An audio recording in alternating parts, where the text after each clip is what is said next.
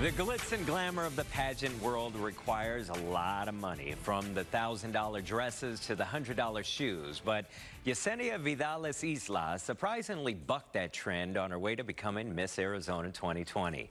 This morning, she is the focus in our Women Who Inspire series. Behind these pounding punches and these crushing kicks is a beauty queen. Yesenia Vidales Islas is your Miss Arizona 2020. Your new Miss Arizona USA is Yesenia Vidales. My knees gave out, my palms were sweaty, and honestly, it felt like I was floating. I don't know if that makes sense, but it felt like it just didn't feel real. It felt like a dream. But the dream wasn't just winning Miss Arizona. Yesenia became the first Spanish-speaking title holder in history and is now the first Latina to win in 11 years. I see people on social media that I never met that send me messages about how they feel inspired, how they feel touched, that they have someone representing them, and they never thought that that would happen. But if you think Yesenia just became Miss Arizona, then you don't understand her struggles and her determination in order to get there. My mom actually cleaned a dance studio so I can take classes there, and we did that exchange. But it was those humble beginnings that shaped who she is, building the young beauty to be brave in a business that can sometimes be brutal. I was around a bunch of girls that had really expensive gowns. They had the most expensive everything, and I didn't. I had to rent my gown. The first time I competed, I used shoes that I bought that were like $20 shoes instead of, $100 shoes.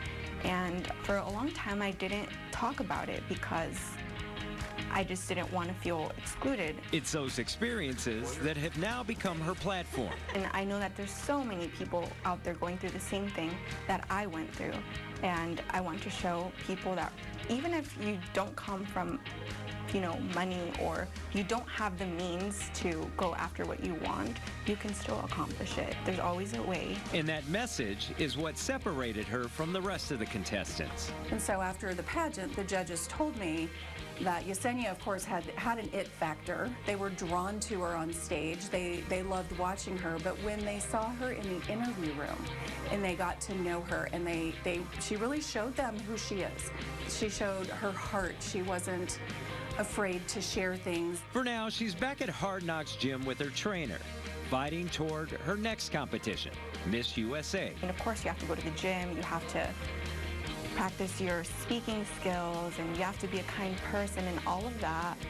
You prepare for that. But I think if you have a healthy mental space, that's really what's important. She's extremely mentally and physically tough. She's one who doesn't give up on anything. She keeps on pursuing whatever she is driven for. She will just rock it right through it. But as she moves forward, she only looks back to see how far she has come in fulfilling her dreams. So I think that it's pretty cool looking back, seeing that my dad at one point lived in poverty to now we're going to be on the biggest stage in the country for pageantry. It's amazing to see how anything really is possible.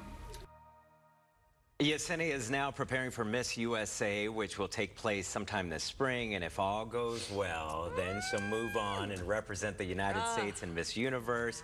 And I got to tell you, this young lady is going big places. Wow.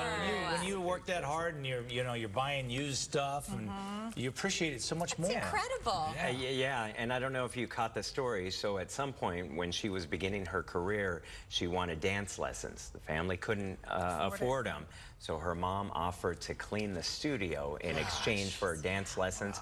Her mom continues to clean that same studio to this day, even though she's no longer taking dance lessons. But it's just to thank them for what they did. We know where she gets that work ethic from, right? Nothing like hard work. It pays off in the end. A lot of little girls, a lot of people who are going through exactly what she's going through. Just got really inspired right now. Very aspirational. Thank you, Javier. I'm glad you profiled her. And we remember that guy who runs the gym. He used to work here. We know him. Yeah. He's a knucklehead who used to hang out around here and stuff. By the way, I noticed you didn't get in the ring with her.